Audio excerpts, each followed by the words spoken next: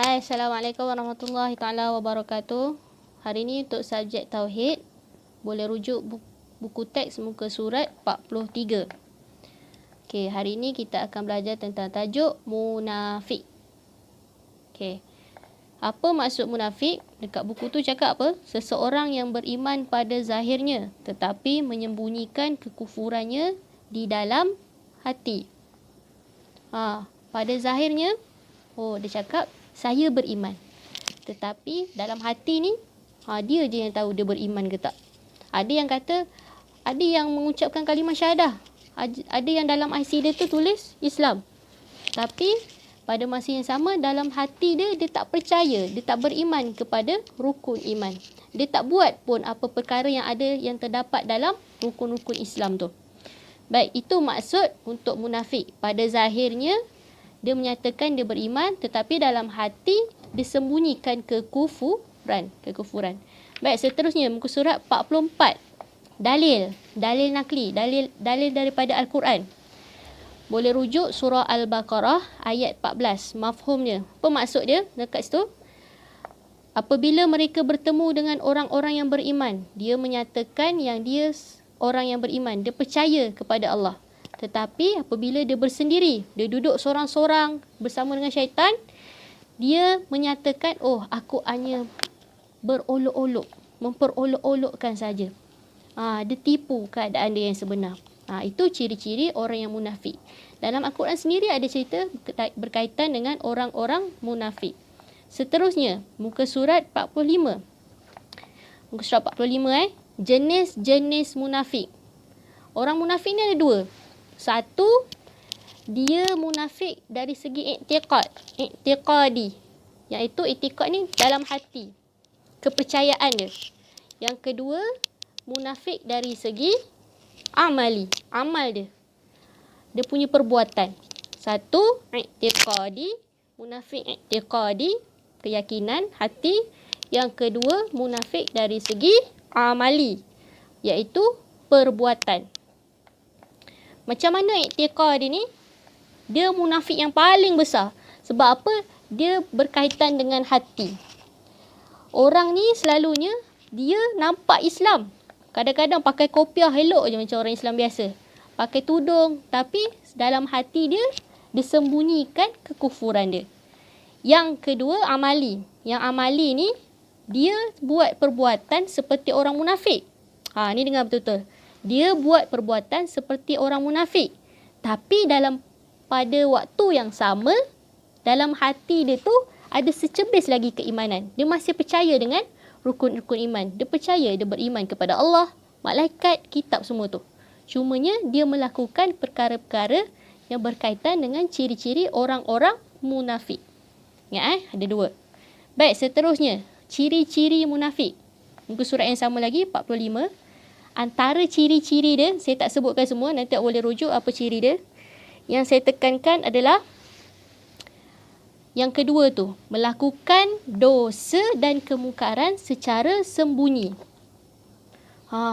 Dia sembunyikan segala kemungkaran dia, perbuatan maksiat dia.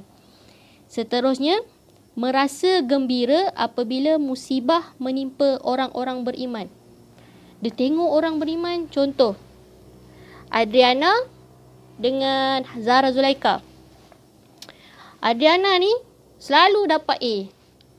Dalam pada masa yang sama, rezeki dia banyak sangat. Dalam sehari tu kadang-kadang mak ayah dia bagi duit belanja RM100. Tapi Zara ni, tak suka. Dia macam tak puas hati. Itu antara orang yang nafik jugalah ciri-ciri dia. Cumanya bukan semualah. Bukanlah saya kata Zara tu munafik. Itu sama juga untuk poin yang terakhir, terdapat sifat-sifat mazmumah, penyakit hati dalam diri. Dia tak suka dengan Adriana. Dia kawan dengan Adriana ni, tapi dia tak suka apa yang Adriana dapat tu. Tapi bila Adriana jatuh ke apa, dia suka. Macam tu. Faham Baik, seterusnya muka surat 46. Contoh-contoh munafik. Tadi ada dua kan? Satu i'tiqad, satu lagi amali. Antara contoh munafik i'tiqad adalah dia dustakan Allah, Semua sifat-sifat dalam rukun iman. Yang kedua, membenci sunnah Rasulullah. Apa yang Rasulullah buat, dia tak suka. Contohnya Rasulullah berpuasa Isnin Khamis, dia tak suka. Dia menyatakan yang dia tidak suka tu dalam hati. Okey, itu antara contoh dia. Untuk contoh munafik amali. Yang ni yang saya beritahu tadi.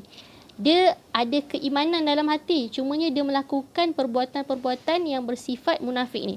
Yang pertama, dia mengkhianati amanah yang diberi kepadanya. Contoh, dia menjadi seorang penolong ketua kelas. Ketua kelas beri amanah dekat dia untuk beri setiap pelajar RM1. Tapi dia tak bersifat amanah, dia khianat dengan amanah tu. Yang mana dia bagi 50 sen je, bakinya dia ambil. Bayangkan dalam satu kelas ada 10 orang. 50 sen dia ambil, untuk 10 orang dia dapat RM5. Murid lain tu dapat 50 sen je. Bukan RM1 seperti yang dijanjikan. Yang kedua, berbohong apabila bercakap. Ini mesti ada yang ada yang gelak tu. Ni mesti selalu. Ada kan daripada awak ni? Berbohong apabila bercakap. Kadang-kadang tak sengaja. Saya bohong sunat. Tak ada istilah bohong sunat. Yang ketiga, contoh munafik amali secara perbuatan. Mengingkari apabila berjanji. Contoh, siapa saya ambil contoh ni? Amili janji dengan Muhammad. Dengan Muhammad Ibrahim. Kita jumpa hari ni pukul 10 Okey, aku janji kita jumpa pukul 10. Dan tu janji. Tapi tak datang pukul 10 tu. Itu antara ciri-ciri orang-orang yang munafik. Berjanji tapi tidak tepati. Yang keempat, mengeluarkan kata-kata yang kotor dan kesat apabila bertengkar. Yang ni selalulah nampak. Kau ni tut. Saya tak sebut lah. Awak pandai-pandai lah. Tahu dah kan? Okey, ada 4 ciri-ciri contoh munafik amali. Boleh ingat Okey, untuk hari ni itu saja. Yang kesan tu boleh baca sendiri kalau seorang tu bersifat munafik. Nanti boleh buat latihan di muka surat 47 buku teks. Sekian, Assalamualaikum warahmatullahi taala wabarakatuh.